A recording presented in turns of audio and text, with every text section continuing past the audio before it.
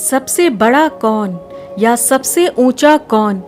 हर किसी की नज़र में ऊंचा या बड़ा बनने के लिए हम सब जीवन में तत्पर रहते हैं। तो आइए इस पे एक कहानी सुनते हैं। एक स्थान पर 3 विशाल पर्वत थे। उन पर्वतों के साथ लगी हुई एक बड़ी खाई थी, जिसके कारण कोई भी उस तरफ नहीं जा पाता था। एक बार देवताओं का उस ओर आना हुआ। उन्होंने पहाड़ों से कहा, हमें इस क्षेत्र का नामकरण करना है। तुम में से किसी एक के नाम पर ही नामकरण किया जाएगा। देवताओं ने कहा, तुम तीनों की एक एक इच्छा हम पूरी कर सकते हैं। 1 वर्ष के बाद जिस पर्वत का सर्वाधिक विकास होगा, उसी के नाम पर इस क्षेत्र का नामकरण किया जाएगा। तो पहले पर्वत ने अपनी इच्छा कही, मैं सबसे ऊंचा हो जाऊं ताकि दूर दूर तक सबको दिखाई दूं। दूसरे पर्वत ने अपनी इच्छा कही, मुझे प्राकृतिक संपदाओं से भरकर घना और हरा भरा कर दो।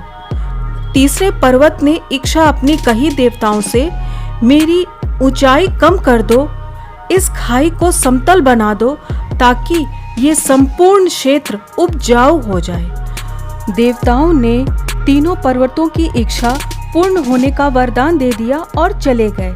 जब 1 वर्ष बाद देवता उस क्षेत्र में एक बार फिर पहुंचे तो उन्होंने देखा कि पहला पर्वत जो कि बहुत ऊंचा हो गया था, लेकिन वहां कोई नहीं आ जा पाता था। दूसरा पर्वत इतना अधिक घना और हरा भरा हो गया था कि उसके भीतर सूर्य की रोशनी तक नहीं पहुंच पाती थी, इसलिए कोई उसके भीतर जाने का साहस ही नहीं कर पाता था।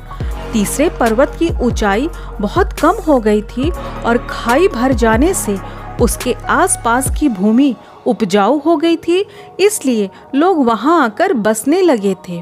देवताओं ने उस क्षेत्र का नाम तीसरे पर्वत के नाम पर रखा।